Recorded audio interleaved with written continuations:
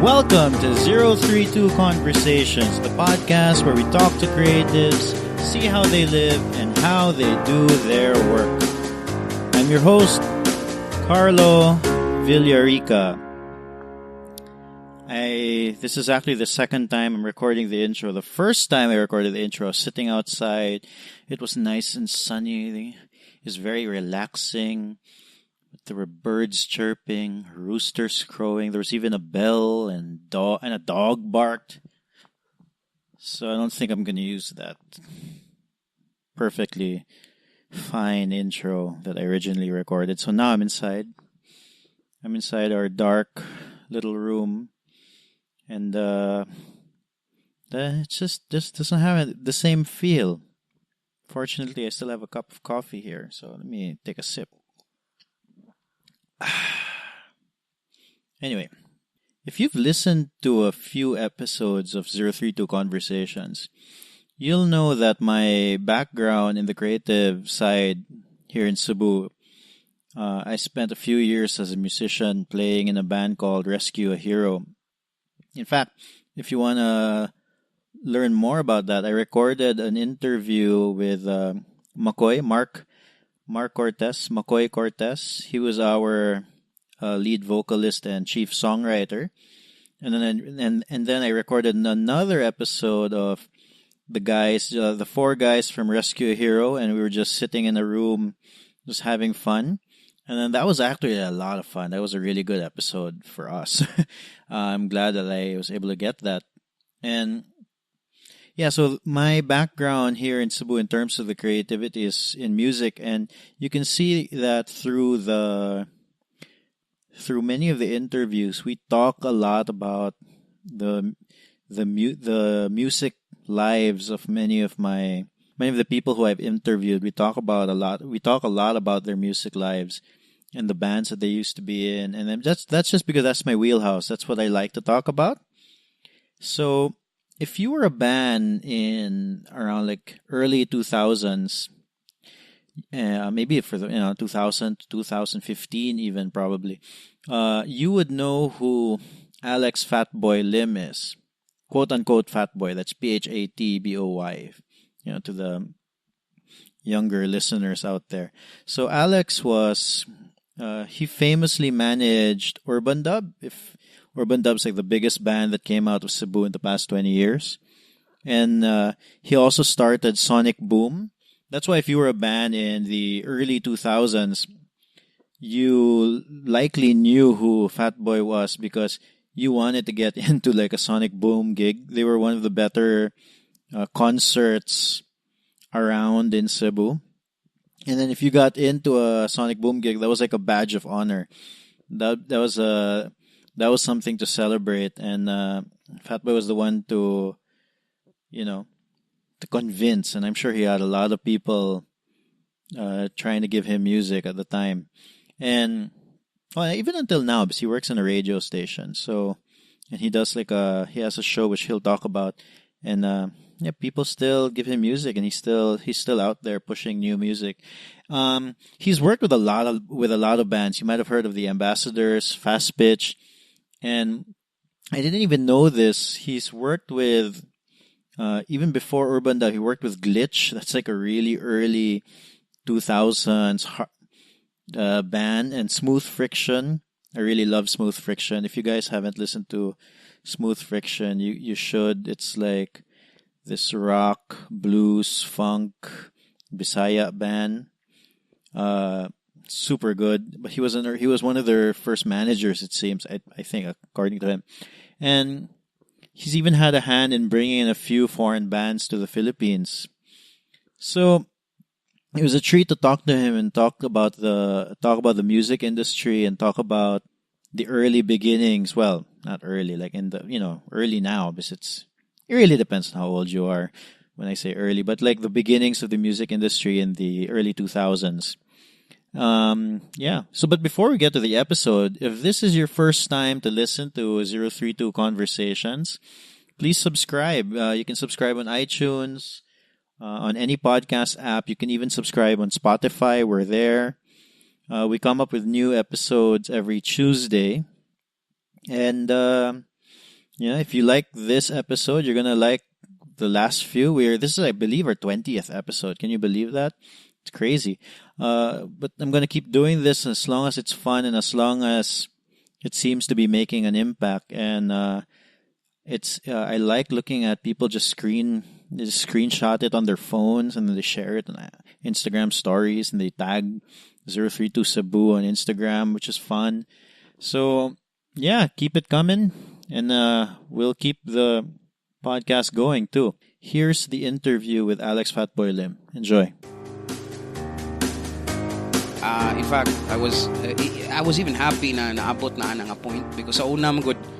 I remember he just said he just wanted to do music in like in his space and he didn't want to do things live, but because of the Beat This show, I guess na challenge muna murag everyone started playing live and he wants to be in that arena, so now he's slowly picking up ba na. But performance is like a different thing. It's kanang you get the sense, but like kanang like if you're playing music na, oh, you play music and you're more good. This is what I'm doing, just playing music. But the truth is, there's a little theater involved. Yes. So, and actually, once you do have like once you, and for most artists, probably like upcoming artists, the live element of your music is actually what creates that that bond with the audience. It's like the bond of the listener.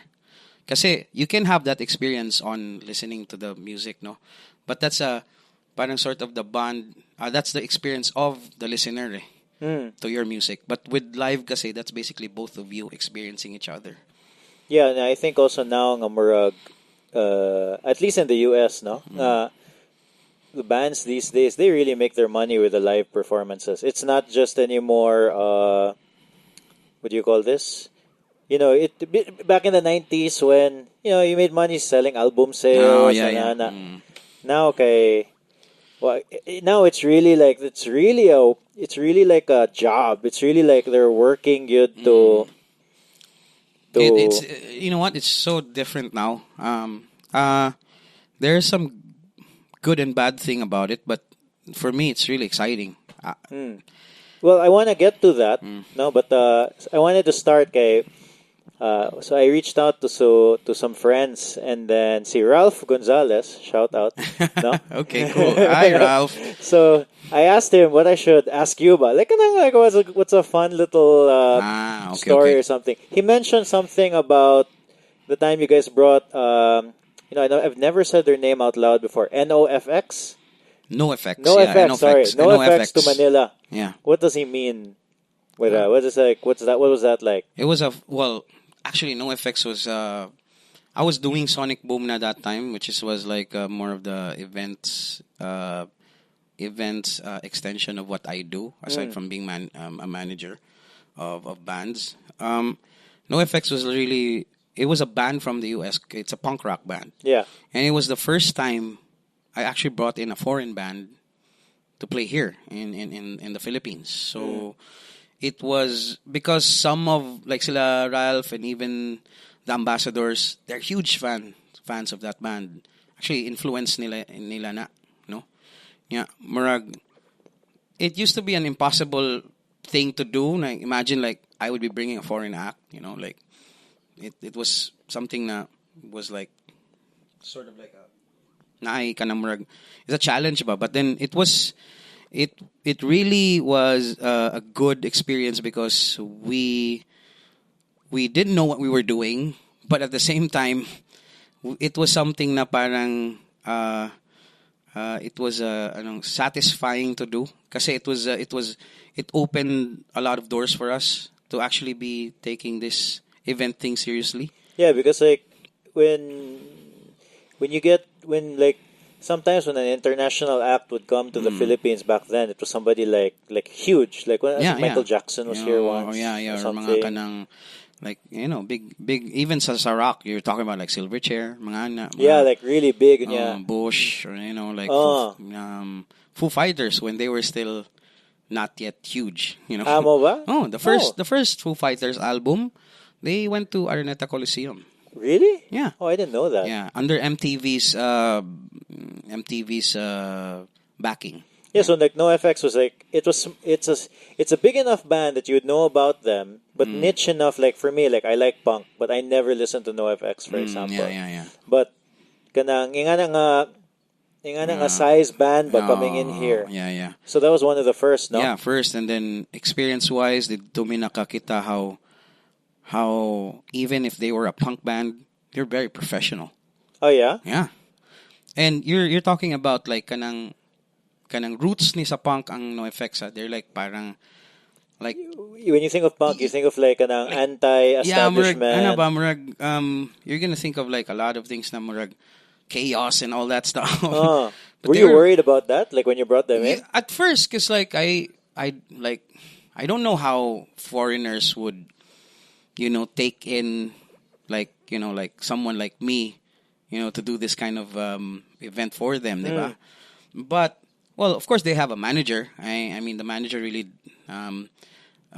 is the one that I'm talking to. But when the band got in, there was a funny story pa nga, like one time like there was a call time because I put the itinerary na there. Yeah. And then I was late for 5 minutes or I think 10 minutes. And nakasabaan dyan ko. Mo ba? Oo. Nakasama ka sa manager? Oo, sa manager. Really? Kaya naghuwat na ang banda sa lobby. Nga wala pa ko mga 5 minutes siguro ko down doon na late ko or almost 10 minutes. Ah, So that's how professional they are. And to think when they arrive, wala pa sila tarong tulog adto, but when they asked for a lobby call time, they were there. Oh wow, none of that rock star shit nga murag. It's any good. I mean, business, like they can professional. Yeah, and that's what I noticed with foreign bands. They're very murag sanay kay sila ba to be murag, I don't know if that's the right term, but like murag sila kanang they can switch like between business and having fun. Ah, So, for example, if they're in a show, they're having fun, they can be wild. they're on stage But- rocking out, and I But get. from the time or the deadlines and all that call time, pasok good. Kabalo good sila. Ano ba? Which is different from because I'm sure a lot of bands are like that, but the stories that you hear from bands are always the party stories. Yeah. So the Rolling Stones, they went to a hotel room, Yeah, they glued all of the furniture to the Iransak ceiling nila ang or lugar. something. I mean, I was one of the lucky ones to actually work with a couple of foreign bands, no, na I never had that problem. Actually, it's not even a problem talaga, but the only one na I had na ni overshoot ko sa gasto was A Day to Remember. Kay sila nagsabot mi nga we were supposed to have them eat at this place kay sponsor man. Nakita man ang vocalist sa usa ka restaurant ba nga Johnny Johnny Rockets. So murag niadto siya dun, daghan man kay sila. Nang-order sila niya. Mono to? Kaubo akong bill. No. Are you serious? Yeah. So ano. So, mo But- ba? So but like you you can't stop them. No, I mean, actually well, you can. Part of the contract is you can. But sometimes kasi like, kita sa I guess siguro practice na like along the way when I started booking foreign bands na medyo na ko'y ngipon gamay nga makaingon ako nga, hey, you know what, like this is our limitations. But that was just the third band I brought in. Or fourth man siguro. So you just chucked it up to experience na lang and yun. then they're huge pa as a band kasi they're under management with the same management with Paramore. Ah, okay. So they know really how to ask when they ask. So, Oh, yeah. Yeah. And Pero how does that work? How does one bring an international band to the Philippines? well, there's a lot of things involved, no. Pero I believe na it's really because of how I got connections going out abroad, like going outside of the country, and it really started with I think it really started when I got Urban Dub to go to Singapore for the first time, and actually with Kwan, both of them. Okay. To do Kwan was there also. Yeah, for the Baby It's Festival. That was, oh my God, I think 2007 7 ba na or something like that. yeah. Parang ano ba? Mid 2000s. Yeah. I vaguely remember this. I think Kaloy went also. No, Was that was Kaloy the there? second time na. Second time na But the ganito. first one was really when actually the Baybits Festival is a known Asian music festival, no? So siguro they're still around until now. Actually, I'm in the process of submitting some new artists for next year. Kay karon naman ko ni balik technically, di ba? But when Urban Dub was there, the year before that, I asked Baybits Festival that it's actually an Asian music festival where there's 3 stages and then there's a couple different. Siguro there's around like 50 to 60 artists, but there are all different regions like from Thailand to Malaysia, Indonesia, Japan. But it was really targeted to the Asia artists ba. So may Australian din kasi Australia is still part of Asia, you know. Yeah. So well, but it's near. yeah, so but basically that's what they did for that. So when I went there, I asked why is there no Philippines?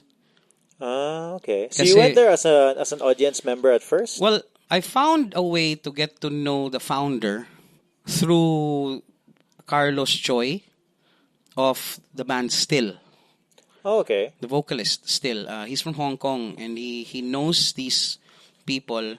And he mentioned to me, it's the first, actually that was the first time na I heard of the concept of a festival. Okay, before the festival was not huge back then. It was like, a festival, diba? We know what we know of a festival is a fiesta here. Yeah. But a music festival is being done na before, but in the Philippines, it wasn't as huge pa of a concept. So when I went there, I checked it out. It's a 3-stage setup, and that's where I got also the ideas of doing Sonic Boom after that trip. But yun nga, walang Philippines. And then I brought in, sabi ko sa founder, why is there why is there no Philippines? They said na, the story is that, I have to tell you the story is that, na, they actually invited Filipino artists. But then most of the Filipino artists were asking for talent fees and huge talent fees. And it's because that they are not used to the concept of festivals back in the days. Why, wala din na TF, those festivals? Actually, festivals are priced differently, supposed to be. Okay. That is where you actually look for markets. That's how it is being done sa gawas. Like even how big you are, if you want to be part of that festival, you have to adjust so that you'll get the market of that festival. Okay. But don't they usually have don't these festivals usually have one big headliner? Yeah. And sometimes mao na, like what happened is like they didn't have the Philippines because nga magpa-price. Yeah. They mentioned some names but I can't say that right now.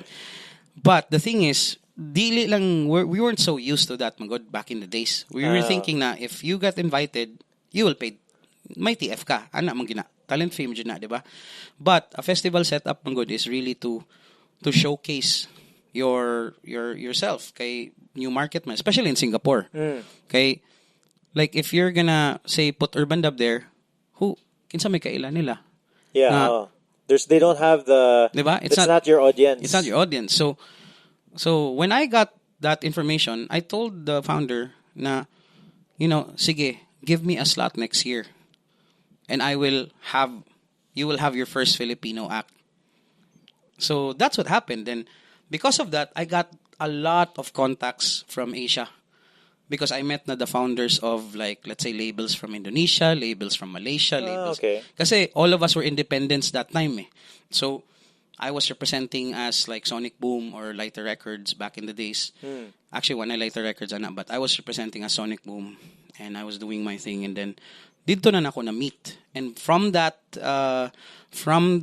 connection, dito na nanggawas ang referrals for foreign acts. Because I met na man and then they were already used to dealing with the foreign acts.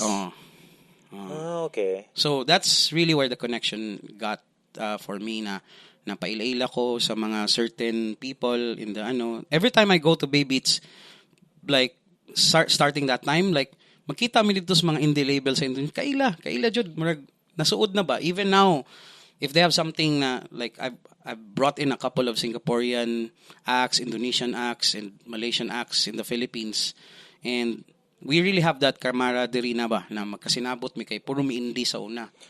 I don't wait. Paint me a picture lang a sec. So you're in the Bay Beats Festival. Festival na? Bay Beats. And then what's the like you guys are all in one room?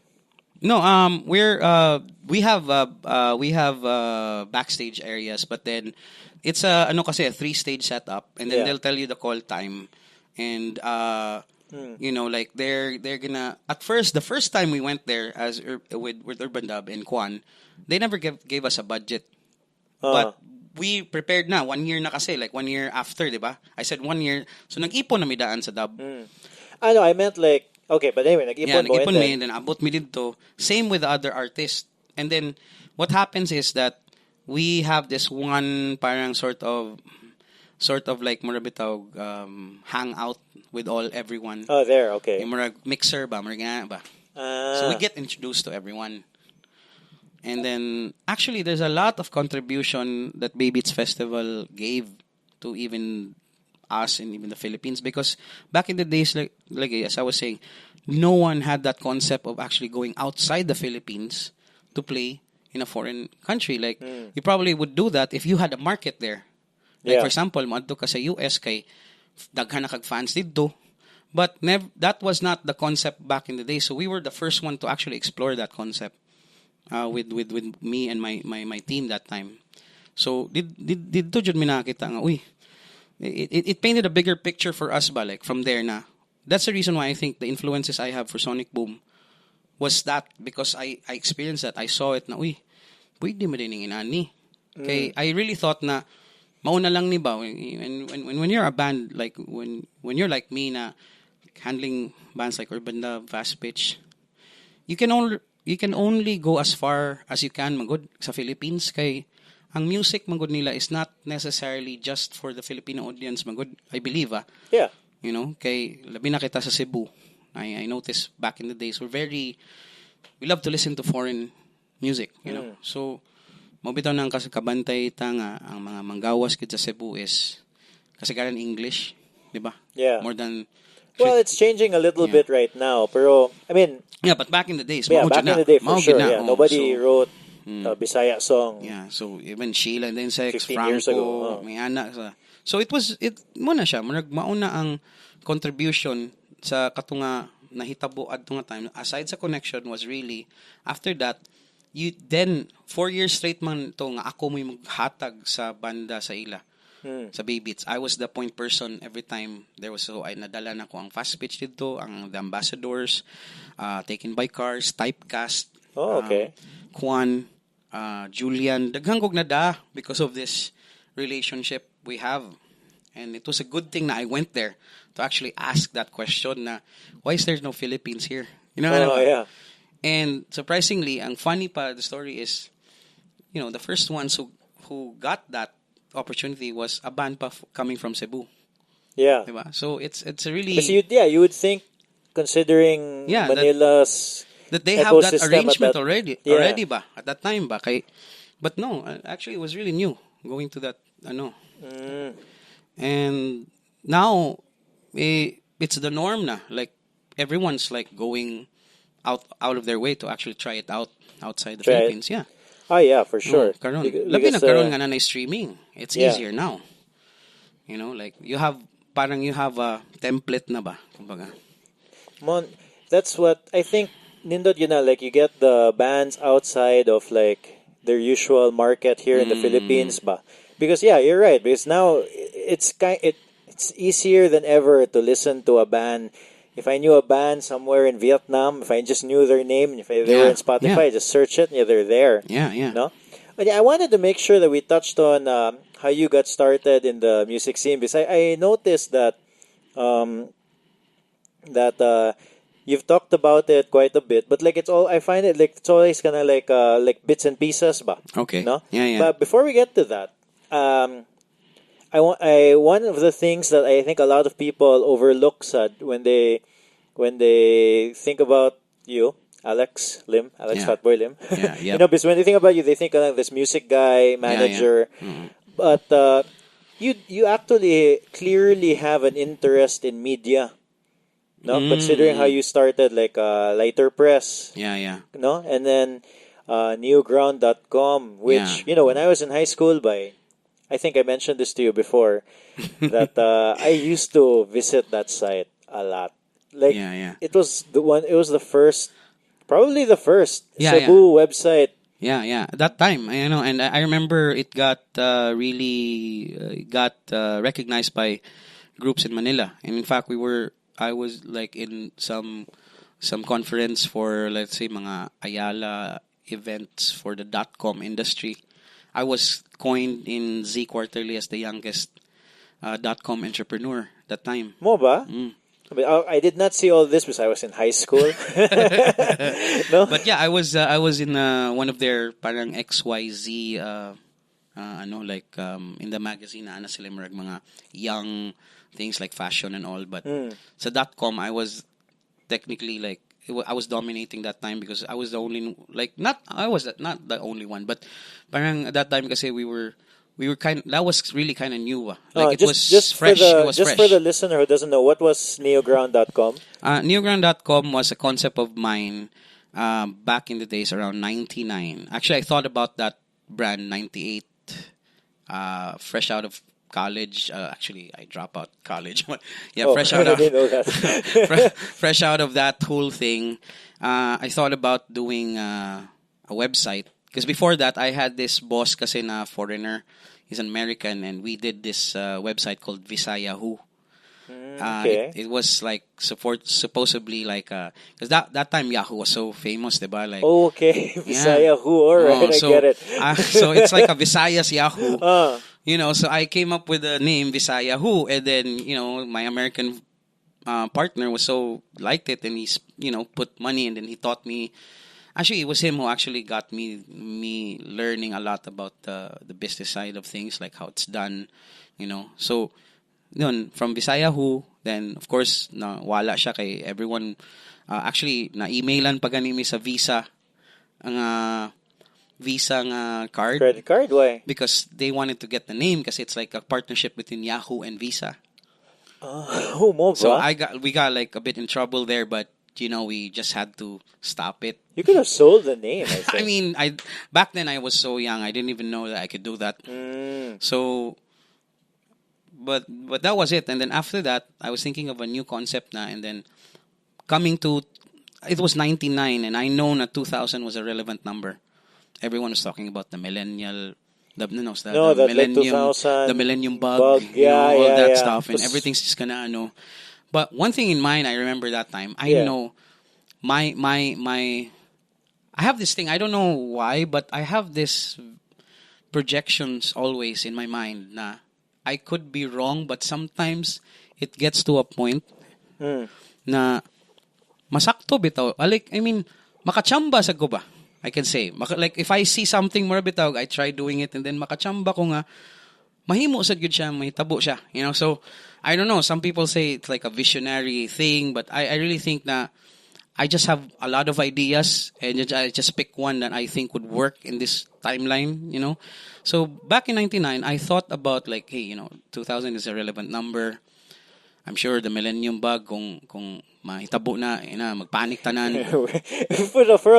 For the listener who may not remember the millennium bug, before it was in the 90s, when I think it's so stupid if you think about it, no? Like okay. it's a computer kasi like parang it's sort of like an AI daw or something, like it's a computer glitch ba. I think it's gonna like once you hit 2000 sa imong time sa imong computer, mga daot kuno tanan or something like that. I don't know who came up with that. The simpler explanation would be people just thought the world was going to end in 2000 somehow because of all the technology. Like we weren't prepared to go to the technology wasn't prepared to hit 2000. It was really stupid if you think about it.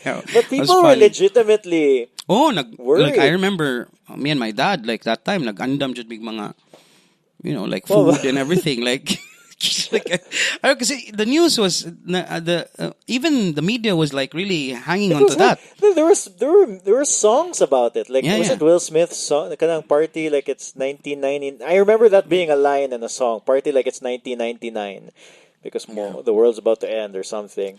But yeah, so anyways, that time, mo na to, like, I thought about it as a relevant number. Second was thinking either the world will end or something, or the world would party because it's 2000, right? Knowing that, in my concept, I was thinking, okay, if people will have a good time because most of them would probably think they're gonna die the next day, so might as well come up with something na would be relevant at that time too.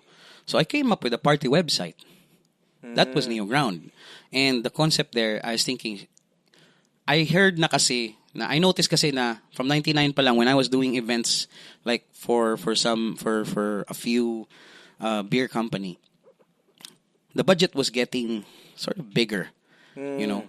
So everyone was positioning to have a big event or party at the year 2000. And if you could see, all the bars were starting to like sprout that time, 99.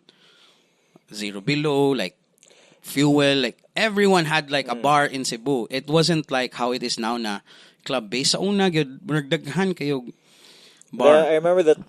Well, that was the time. Well, H2O, Abbey. yeah, that's right. Daghan Actually, kayo. I do. I remember Yeah. all those now that you're mentioning it. H2O, Abbey, Fuel, Zero Below. That was the one in Yeah. AS Fortuna. And everyone seems to know everyone that time. I mean, right now, I still think inaana magapo, no? But Mas grabe to sa una. Mas grabe to sa una kay because Cebu was not as populated. Oh, that's true. Like my example good is before if you would go to Ayala, 100% of the time. Yeah, when you walk around, like, you know everyone. Yeah, you know, you'll- like you'll you know probably somebody bump. there. Yeah. Ana ba? For sure. So because of that, na-realize na ko na if the budget is coming in, probably if I come up with a website, it might, you know, parang it might generate income because back in the days, you know, like the .com thing was gonna get bigger. Eh. So, mato, naghimog ng neoground.com. It was the official Cebu party website where we put in like mga events, you know, the events and like. But I extended it to a point where, aside from events, I came up with the idea of having a team to take pictures in every party that we go to. Oh, okay. And sort of like socially connect through the website, no? So, yeah, because wala pa man to wala social pa may media. social the media time. during time. So I remember we had a partnership pa nga with Colors. Oh, the camera place? Yeah, we had a Okay. partnership kasi they were giving us the film. Kasi Ah, like if we buy the oh film my and then gosh. watch like do like So, gi-scan pa ninyo ang film? Scan Oh my- pa. Wow. So it was really hard work. I remember going to a party and then I remember that like and then my style pa before, like I said, you know what, let's not take pictures of, kasi most of the time the media would take pictures of the celebrities Yeah. who's in there, right?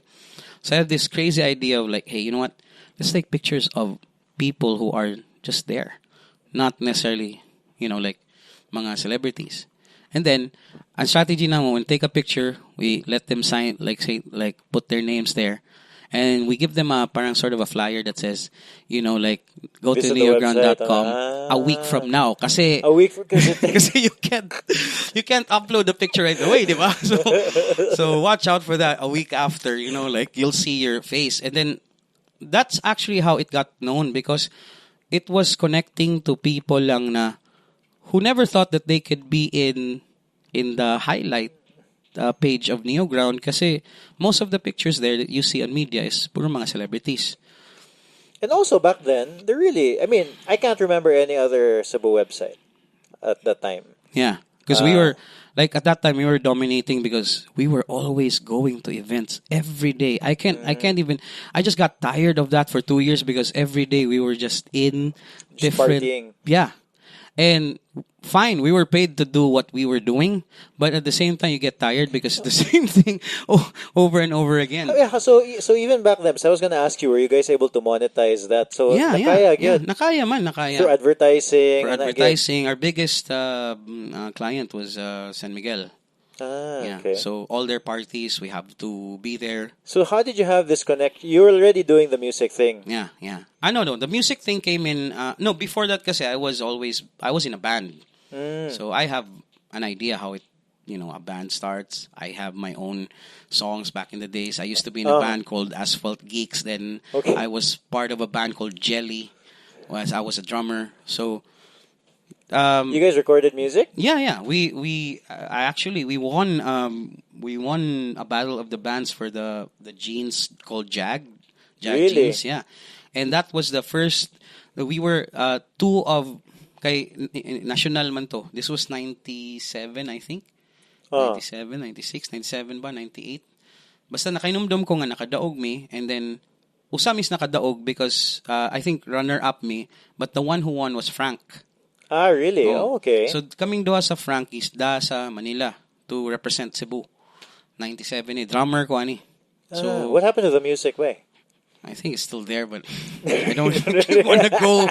I don't even want to go there, man. Like, I mean, our vocalist was really great. Like, maayo good siya. Like, she sounded. Our peg was sort of like the Cranberries man to at the Okay. time. Yeah. So ang singer na mo, maayo kay mo, kuan ba? Shout out to Nina. So mo to, Nina Kabahog. Kabahog. Okay. I'll see if I can find her.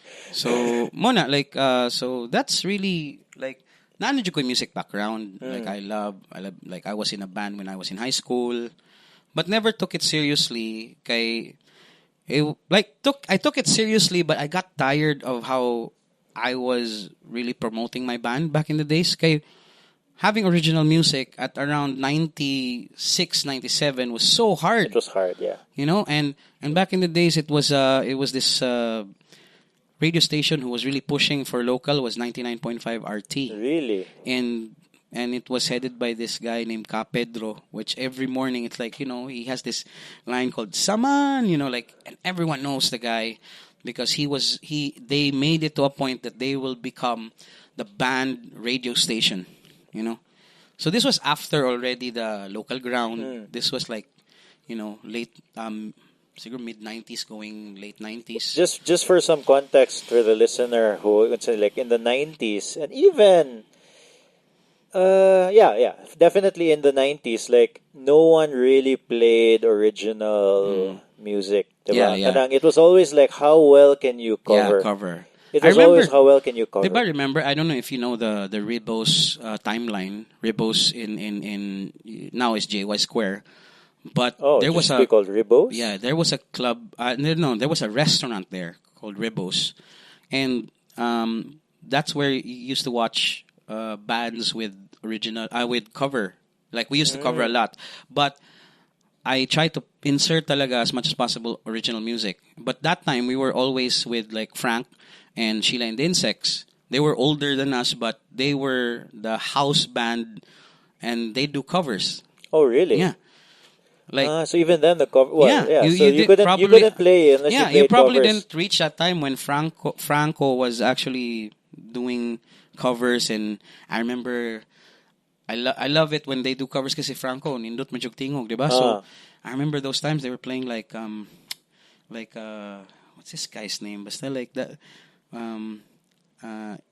They have this mga songs from back in the days. Kana bitong kinsa kay nang artist nga naay video nga naay mga babae nga gabanda niya murag gaitom lang. Robert Palmer ba? No. Oh, I don't know. Out of my wheelhouse. Okay.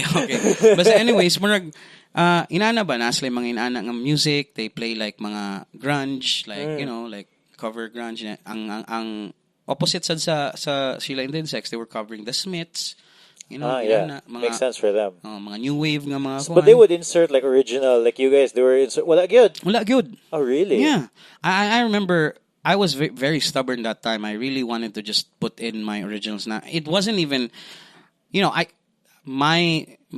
guess the part of me promoting myself was just there na talaga, like promoting, like, like whatever I have, na good ba from the very beginning, even if my song wasn't really great. But I just wanted to let people see na, like I have original songs, So, motong gi nahitabo, and then it was really hard back in the days, but I got tired of that, and then because of the fact na lagi mo push kasi mo kagulo yun. Imagine good nga mo adto ka dito mi ka nga may man akong banda, di ba? Yung motokar ko no?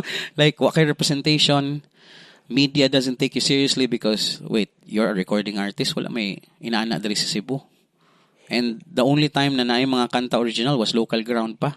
And by that time, Local Ground wasn't even as huge as it used to be back in the days. Yeah, can you because I've heard people mention Local Ground, but that was like way before 80s man sila, late 80s. Yeah, so I don't Ako sa know. bata pa ana. Okay. But I went to one, but I think it was the later part na. What was Local Ground exactly? I think 86 man siguro. No, but what was it? What was it kanang Actually, Local Ground was I think why it became so huge, and which I think like until now I still believe na part of how a structure in making a movement go big is really by the support of a certain media.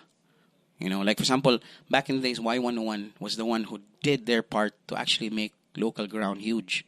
Because Local Ground was like a gig, like an event. No, it was a sort of like a parang a movement that they did na that Cebu can have original music, and then they put it on the radio. So because Y101 was pushing it, diba? And radio was the only thing you can listen to back then. Wala pa streaming man. So it's not like now. There's so many things that it's so noisy. So karon, before it was just radio. Yeah. So na-known sila adto, sige sila push, and I think it was under Janikawa's monitoring and or concept or back in the day. So moto everyone knows the music of Cebu because of that. Kay Kwan. So every time they do concerts, puno jud kaayo ang event. Imagine they can fill up Sacred Heart. Mo ba any original music? Katong Sacred Heart and original music. Those were the heydays of Kwan kay sige mag-push ang radio to. So what happened? So how like there? So as early as the 80s, na natin more original music, and then but there was none of that in the 90s. At least in the late 90s when I started getting into music. Murag. Well, because the radio format changed, when the top 40 came in, I'm actually top 40 naman ang Y101 sa una, but I think maybe because the strict corporate setup needs to have advertising, so you have to put like the famous songs, So I think that kind of changed the whole thing. That's why the only time na nabalik ang local nga ni kusog na sad siya was the time nga katong 99.5 RT became that radio na mo they're featuring feature local bands and original music. Yeah, ang difference magud sa Y101 back in the days, I believe na they were very curated with the music that they were trying to put as a local act. So dili sa basta-basta makasud adto nga time. So pili sad nila kinsay mga artists they work with. So muna BTU, 40 the Band, Robbie Leaf, all these like band from before, like I don't know what unsay banda ni Kuan adto ni Tenggoy, but I know sikat kay siya adto nga time sad. Yeah.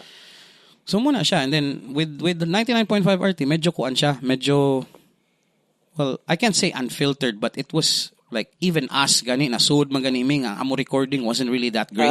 Okay, it wasn't as curated. No. So it was just like everyone can be part of that. So I think that's the reason they got bigger, and I think they were bigger pa than Y101's local ground that time.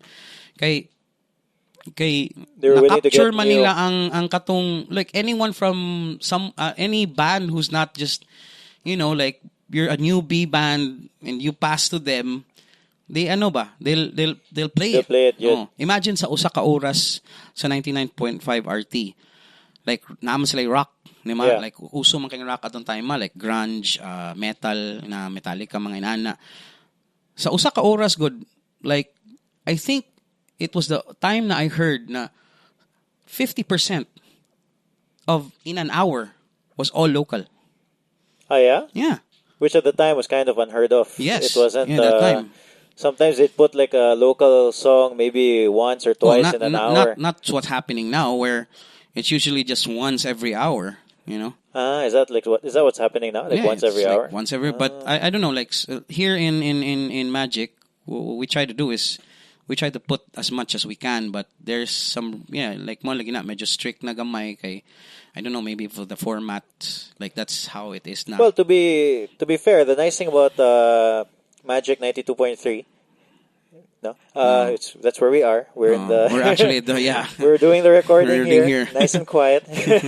No, but like the nice thing is that you guys have formats shows that is where that allows that kind of format. No? And I think it's also an advantage then kasi like at least now if you get to the playlist, then there is something in your song that really, I think the program director and our bosses here would believe that it can be a potential hit. You know, so it's curated. Yeah, so it's really created. The curation starts with me lang in local vocal radio.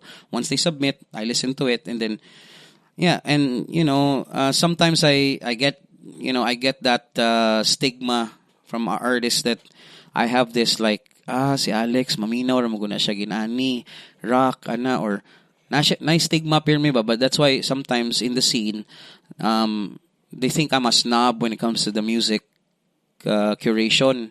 But really, what I look at it is that naamang ko yung mga sakto. I guess I have to put standards because it's and you also have your own taste. Oh, tsaka sometimes nga like I always remind myself of this. But actually, the only reason why I don't make too much money in the music scene is that the reason why it's like that, it's really because I'm always kanang bitawng murakog matunga ko ba sa unsa to make money and then my taste. Kay sometimes mura bitaw for me di man good siya about just making money good, because if I wanted to just make money sa music scene or sa music industry, I could have just went for the formula. Yeah. But I didn't do that. What formula? What's formula? The formula? Like what the masses wants. Yeah. Diba? I mean, you can probably just manage like a really good-looking girl singer, like a teen artist. Yeah, and then put nothing against what they're doing. Of course, that's their thing. But for me, I never went into that formula because it's always a question between like, oh, why are you going to the music industry or music scene? Like, do you just want to really change things, or you just want to be just actually yun nga, like, do you want to be part of the evolution or the revolution? Parang ganun ba? Diba? So I think let me allow me to like rephrase it, ha. Okay, I think what you're trying to say is that you want to stay true to yourself. So if you're managing like some teeny bopper anana and then you don't, that's not something that you are into, because there are people who do that job very really well. Yeah, of course, yeah. Yeah, and then that's just not you. Like just, if you tried to do it, you could, but it'll be like... Actually, I tried, I won't mention but I really tried. I went that direction for a while when I was in Manila because I thought, maybe it's something I want to do. Or, okay. But then it just wasn't there. It's like, it's gonna end up like really like nga makuan ka lang ba, maabot lang ka sa point, bitaw nga mura bitaw. Why bother, like it might make you a lot of money, but diba? So you couldn't get yourself to do it yet, or like... I mean, siguro like now, na-change na gamay. Kay, if you notice, a lot of people were so surprised when I actually started marketing Karencita. Oh yeah, I wanted to ask you about that. Because like it was something of a 360 setup for me, because everyone knows me as that rock or band guy, And then all of a sudden, I marketed Karencita. So how did that happen? Like, she's not... I know she's from Cebu, but she's not based she's here. She's from Lorega. Oh, okay. So how did that happen? How did you manage her while she was here? Okay, the thing there was... I was doing a concept show called Beat This, which is still part of the local vocal radio programming. I started it out last June, so 1 year na miron, no? 1 year na mi. And this was really ang move na ko ngano ni sud ko aning Beat This, because even if I don't know anything about that music, Beat This is a radio program in Magic 92.3 under local vocal radio. Kasi every Sunday man local vocal radio every Sunday 6 to 9.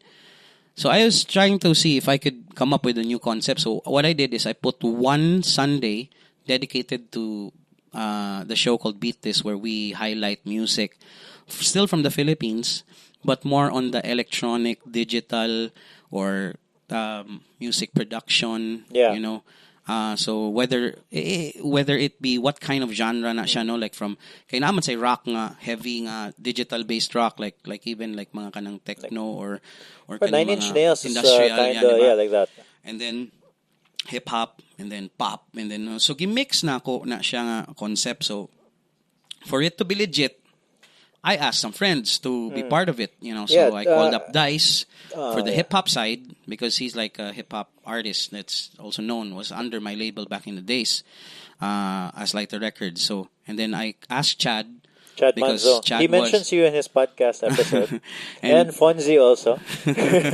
and then Chad was more kasi he knows kasi he was Tekisoba back in the days. So he would know more in the electronic world. Electronic obscure sounding artist. Ako naman, I have a few ideas of what it is. But for me, I'm more of like, kasi doesn't really matter how heavy you are or digital sound you are. But so for me, if I think there's a melodic thing that's going on, I as part of being in radio, I would know how to curate that part siguro. Like, so, muna, ako mo'y balanse sa super rasad nga, like, hip-hop rasad kaayo or electronic. Ako mo try balance it out na lahi ang akong ipanggawa sa akong side na. So, nabuo jud na because na-notice na ko from 2015 to 2015 last quarter to 2016. The submissions of artists were in that route. Mo ba? So, na-notice na ko nga, puro lagi na inani, lagi ka nang na mga murag dili na banda based ba. Yeah. And then muna to so I compiled all the submissions and then said, pwede siguro na ko nahimog show, no. So moto naging ko Beat This, Ask Dice, and it started dito ni ripple effect. At first pa nga we thought I was telling Dice na kuan ka tani, no, basig ato-ato ra sang music patukar balik-balik ba kay wala kay tay content. Yeah. As much as ganahan ko mo play og daghan from the past, kay mao man na like if like mga content coming from Dice o kang Chad ang from the past daghan man gyud. But I really want to focus on what's moving forward ba. Ana man ko ever since, like for me ang puhunan magyud sa artist is new music magyud para sa ako. Like, murag, if they can actually come up, that's the way for you to be relevant ba, like in the scene if you have new music. And then, so, moto, murag, dito jud nahitabo, and then, muna nagkahinahinay na. I met, like, Carlisle, then I met, like, Young Kael from Bohol, I met, who else? I met Midnasty. Yeah, but according to Fonzie, that Beat This, at least for him, it was instrumental in getting this group of people together and forming a community. Because I guess before, they were just, all doing their own thing. Yeah. Murag ila-ila gito sa una. And then I remember said, because they were bedroom producers, they really need to go out. So wala sila ikuan ba. Like even Carlisle was just doing it out of his home, and then wala gid kay inana nga connection ba. So I started like kay numdum pa ko nila before nga murag di pa kay sila outgoing kind of people, but then muna gibuhat na mo ni Unsa is to make the show and not only host it, but really host it as sort of a gathering. So every Sunday, I make it a point to have like food and drinks, so that everyone will come here. We could talk about music, So moto na hitabo. Not every Sunday, every third Sunday of the month. Okay, yeah. So muna siya once a month party lang diri. So magdamig mainom, damis gawas, magbarbecue mi. Ano ba? Yeah. So it's really more of like a community setup ba, So naggamay pa mi sa una, like pila ra mi kabuok hantod sa ni grow na lang from there. And then that's the time that like I got like a message from Karencita, like that I want my song to like okay ba radio interview for ana. So she was doing a sort of a radio tour with this one song of hers, which was called Fuck Around.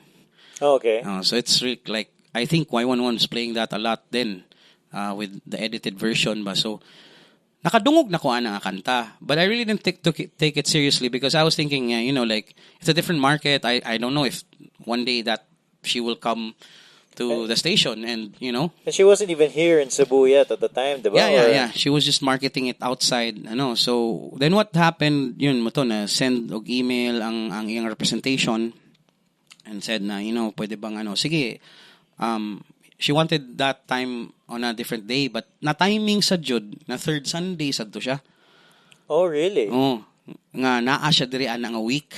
So I was like saying, "Uy, okay ni da. Sige, so and that the reason why she's here because she played in an event sa MO2 with Nico of Midnasty. Okay. And then Wait, Opets this Allowed. is before her single. Yeah, before Cebuana came out and before she got huge, diba? Yeah. So she's just at this point just some other regular artist. Yeah. So and then so we had the nagkuan mi lingaw kami kay daghan kami dito na pictures ana nga na kuyog mi diri niya.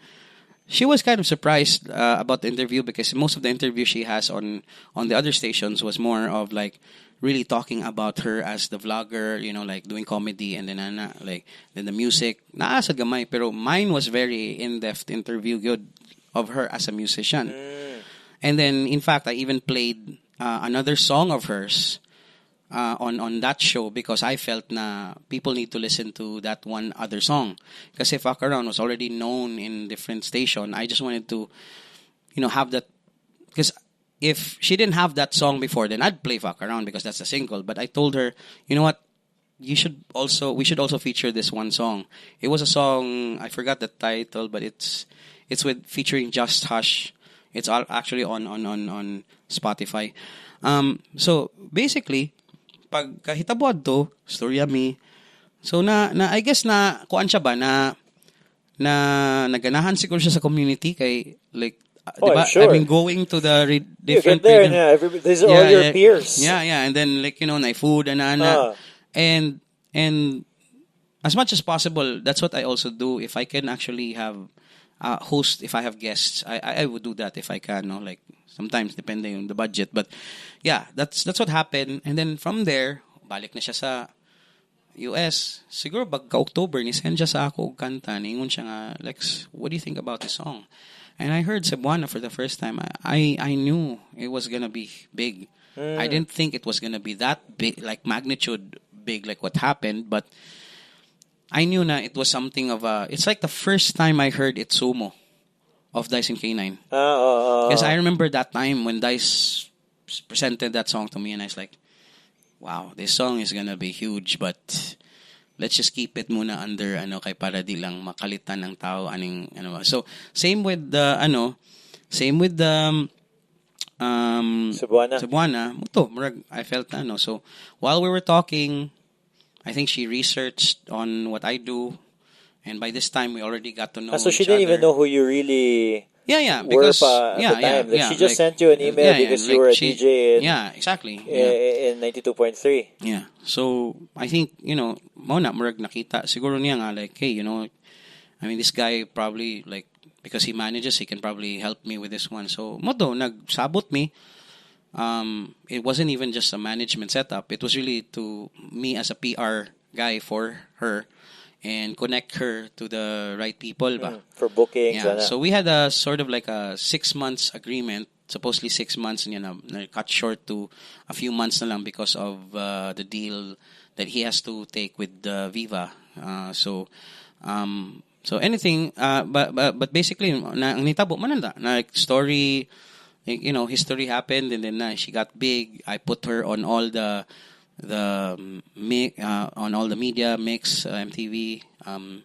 Like had her on Sunstar as the cover of the Sunstar Weekend, and that was I think that was for me one of the best moments that I sort of like did. Although I'd really like to thank Luis Quebranza for it. Kay dako kay tabang ito, but strategically nabutang nako siya sa Sunstar cover on the Sinulog Day. So imagine the impact it had while having the Cebuana song out there, and everyone was here in Cebu that time. Yeah. And probably foreigners were just picking up the or even like not even just like foreigners, but even like mga dayo ba, like from everywhere in the Philippines. Look at Sunstar, pak, abri, cover, kinsam ni siya. So it's really like, for me, that was one of the strategies that I thought I could never go in. Like it's always in my dream to actually do these things, but yeah, then everything worked out, ana.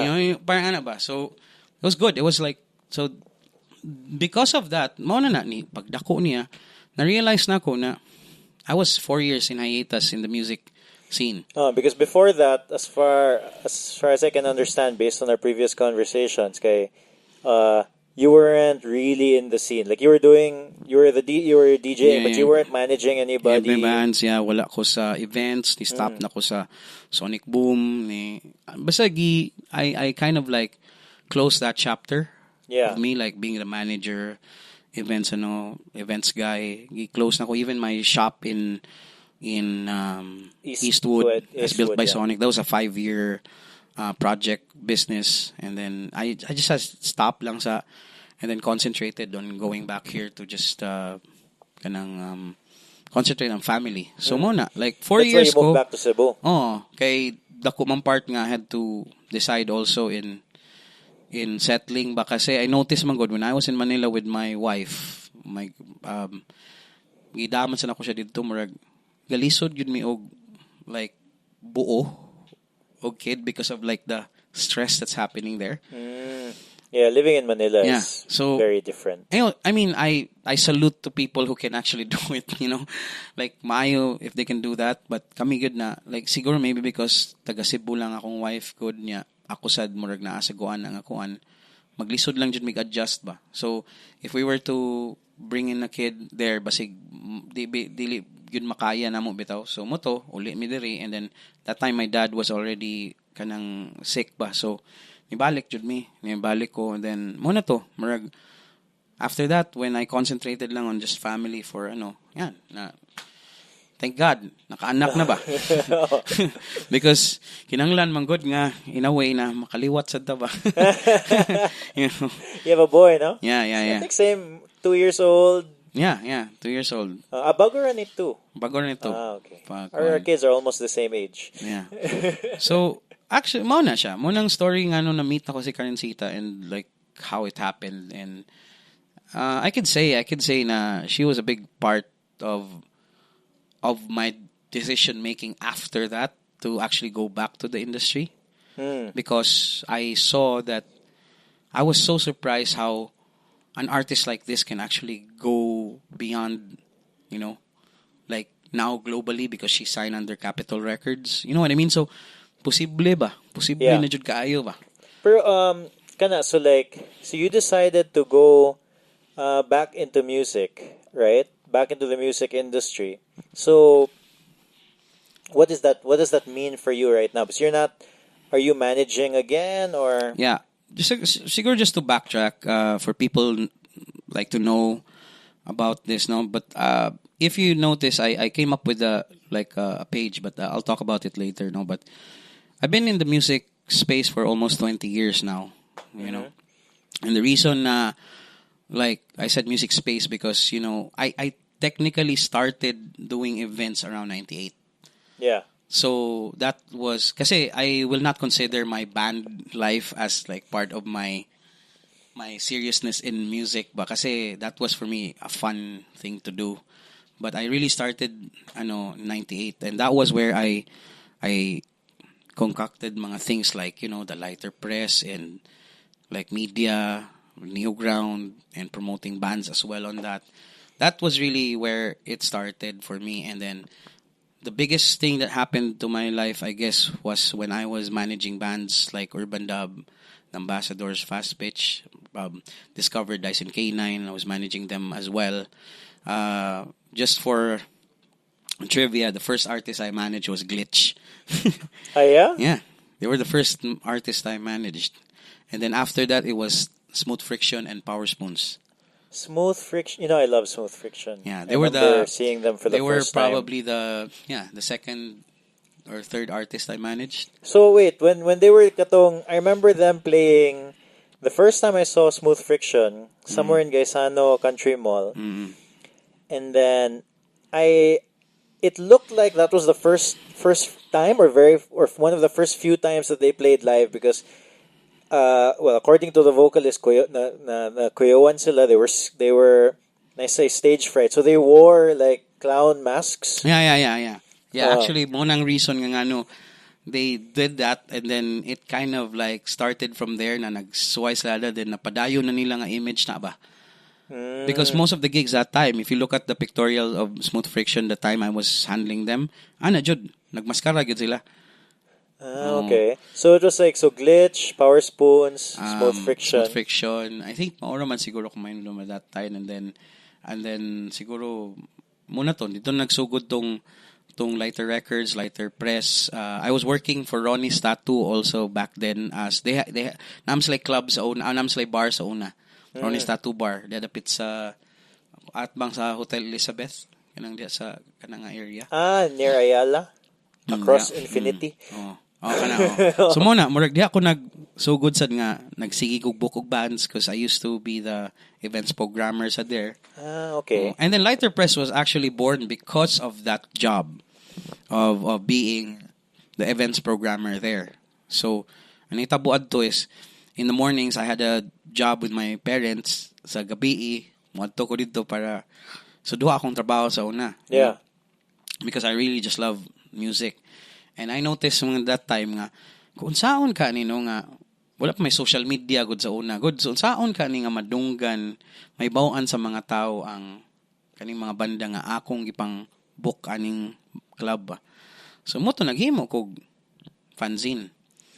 Lighter Press nga na-schedule, makaila ka unsa ang artist. What's it like? It's like a piece of paper lang? Yeah, it was like a fanzine. The fanzine concept, I got that kasi from this punk community called SRA. They're like a struggle for radical action. Yeah, here in Cebu. Yeah. Kind of sa south dapit. Just a trivia, like siguro mao na ning makaingon jud ko dugay ko no, pero just a trivia, guys. Actually one of the first I wasn't part of SRA, but I was doing their fanzines that time. Oh ba? Kasi SRA was alive in the late 90s. Yeah. It was like was like it started in San Carlos, Maine. Okay. With the grotto. And di ba San Carlos Maine na may grotto, ignaog niyo padong canteen dito sa kuan. Dito man mag-standby tanan sa grotto nya. Puro man yung mga ang uban na sila Jeros, mga punk rockers man sila kuan. Sila si Jeros Jai. Dagan na mga punk rock dia silang basta kanang mga founders sa kuan ba? Founders sa kanang SRA ba? I was just there. I didn't know anything about punk rock music back then, but because of them dito ko nakabaw ana. Kay metal, kuan man ko kanang glam metal man ko nga person sa una o grunge. After glam grunge, wa kay ko kasabot sa concept sa punk. And then that's the reason na na-introduce ko ana. So you're doing their fanzine on fanzine. Okay, kay back in the days, kuan naman na siya like na mga pieces of articles among ibutang i-paste na mo sa bond paper, ipa-xerox na mo. Onya amo ding hatag sa kuan. So what you were giving out like were basically like bond paper. Photocopy lang. Photocopy yun. Munang original nga fanzine kay wala pa may Photoshop sa una. So magunting ko og mga kuan, butang na ko didto. Like from the newspaper or magazines. Or something na like let's say a picture of this from a magazine na punk rock na. Pero gatabang ra jud ko. Wala jud ko like that's my involvement with SRA. I was never like part of it as the founder or something, but I was with the founders that time. You were helping them. You were like we're friends man kaila man na ko sila. So muna like so it's transition to Lighter Press. Kana siya nga culture nakuha nako. Pero taud-taud nasad like kay college pa man ko adto. Oh, okay. So that college pa ko so mga 97 man siguro ko nagwork sa kuan sa 97 98 ba or something sa Ronnie's niya. Dito na ko na idea bala. Imuon ka na ko to sa una ka pero pusbo na nako. Kay nana may murag that time nana may murag Photoshop, nana may format. So murag magazine style na siya pero one pager ra gyapon. Yeah. Yeah, nagpatabang ko sa akong mga friends like si Khalil, Depio, which is a known artist in Cebu. Si Mark Tesh, who was part of NU 107 back then. And si Gavin Aninyon, who was, we call him the Dark Lord ba, but he's the guitarist na kuwan sad siya ka ng lawyer. So kay naghimo mig grupo, and then Ace also. So we called it Lighter Press. That actually Lighter Press pa to, then Lighter Records di ay dito to nagbuog yun nga na purma nami when we had our first investment like Dyson K9 and Urban Dub. So from Lighter Press as a fanzine, mga kuwan sad to 13 issues. Lighter Press.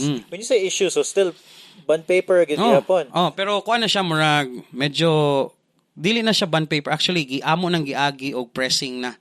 Pero mura ra gyapon siya og kanang black and white ra ba? Black and white ra siya ba? Pero ka nag-print yun. Like really went to a printer. Okay. Pero ang feel is mura siya kung DIY gyapon. DIY. Ana ba?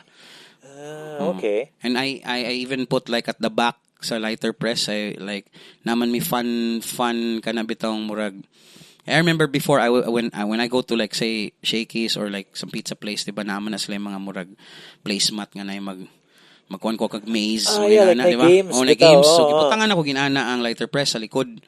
So butangan ako maze lagon. For example like nasa ko yung mga matching game dito like let's say Sheila, nya na insects diri imong iana. Ba? So it was really more of murag mga fun things I can come up with. And I think that would work right now gihapon, honestly. Like kanang people are so used to digital media now, and then like kanang it takes a lot for attention to be made. Yes. At this point, especially through the internet. I think going back to the roots to something like that, it could be effective. And like of course you won't be able to reach as many people right away, pero it has a better connection ba?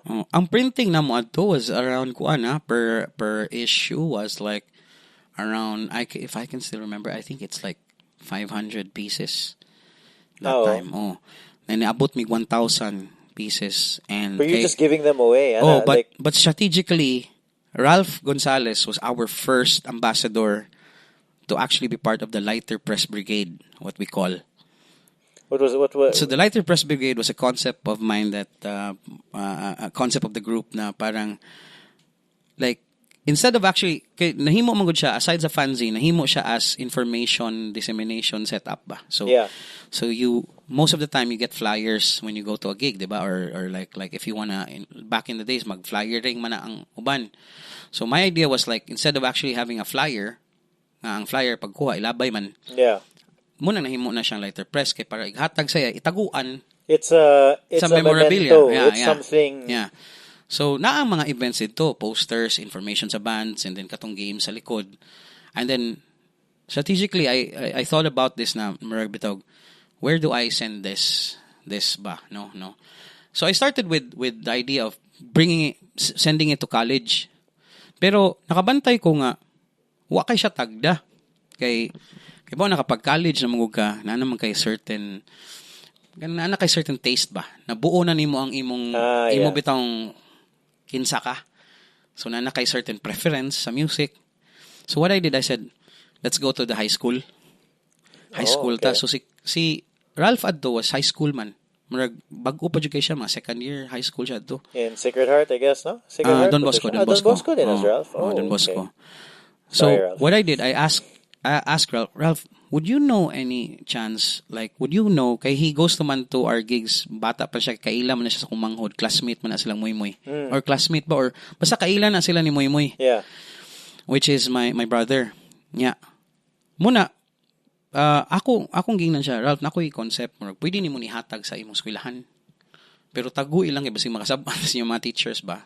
So dito nag-start sa Don Bosco. Nga, hatag ko niya mga, let's say, mga 30 ka buok nga Lighter Press yung hatag sa mga classmate. Yeah. Ako, I really believe manggod na by doing so, you're actually teaching these younger kids to what to listen to kay wala pa man sa kaybaon sa ilang ganahan. I really believe that. Like in high school, kay you probably follow the one who is like older than you, diba? Yeah. Na. So what I did was, most na akong gibuhat, ingo kang Ralph nga, try to send it to like the younger one. Like, yung kuan ninyo ba, kay mo follow mo na sa yun, say, para nila cool, di ba, ana. So, moto dito, then na-start nga, nami kaila sa STC, nami kaila sa San Carlos, i-spread out na mo to siya, tanan. Hantod sa, motong, naghimo ko og Lighter Press Brigade para na ambassador per school.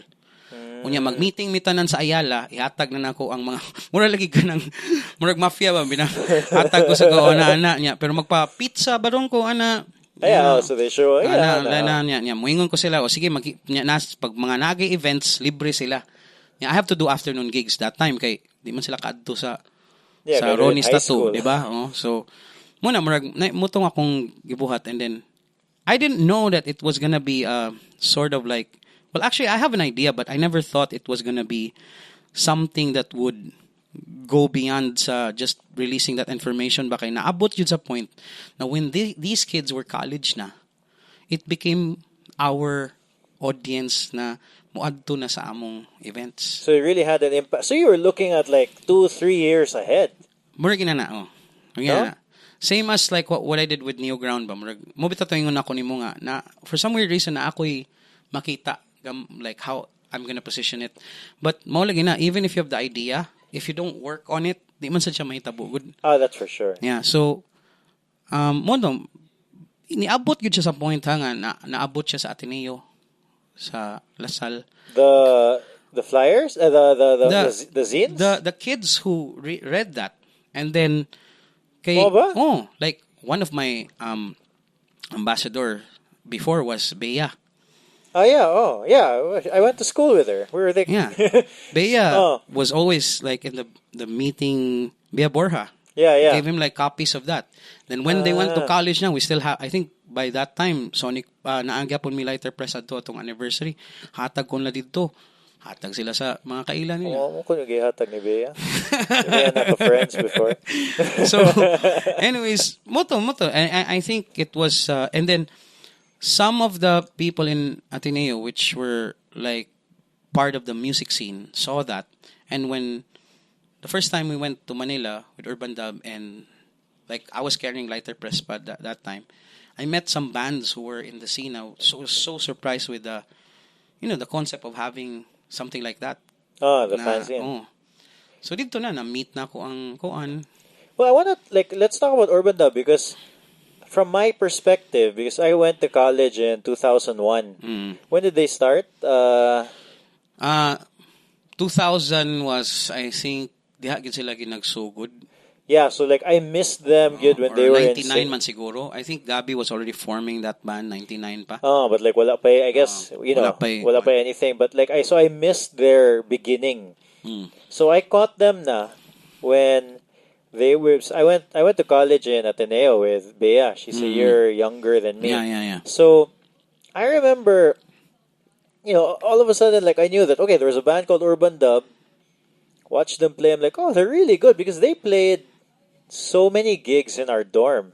Oh yeah, I remember that. Yeah, but obviously you were the one managing it. Yeah, so like they were. I watched them several times play in our dorm. So from my perspective, it seemed like they just came out of nowhere. Now, because I don't know. I This don't was around know what their year? story. I went to college 2001, 2, 3, 4, 2001, 2, 3, 4, 5, 2005 up till 2005. Okay. So because we went to Manila around 2002. Okay, yeah. So So, that there, time, that's me. That's me, Yeah. and you guys played in Ateneo Yeah. quite a bit. So from my perspective, more like it just exploded. But like, how did that happen? Like, how did you get connected with Dub? Urban Dub kasi, like, a funny story is, well, it really started with Gabi and I met at I hope you enjoyed that interview with Alex. If you noticed, I cut it off. I didn't realize we would be talking that long. Alex has a lot of stories, so there's definitely going to be a part 2 to this interview. And part 2 is going to be good because he talks about how, if you're a fan of Urban Dub like I am, he talks about how that band started and how he kind of fell into the role of manager, which is fun. So stay tuned for part 2. It's coming out next Tuesday. And if this is your first time to listen and if you liked it, please give us a rating on iTunes or share the episode on social media. It'll help us get more listeners and it'll make the show better. The more listeners there are, the more likely we're going to be able to sustain this podcast. One of the reasons to keep this podcast going is so that these stories have a place to stay. They have a place to live.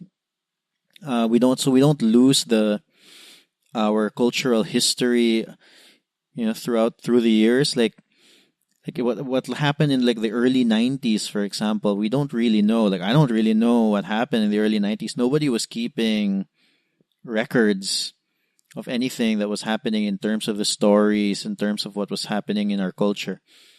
So that's something that I realized that this podcast could do for us here in Cebu, or here in the Philippines, particularly Cebu, because that's where I am. The music from this podcast is Piano March by Audionautics.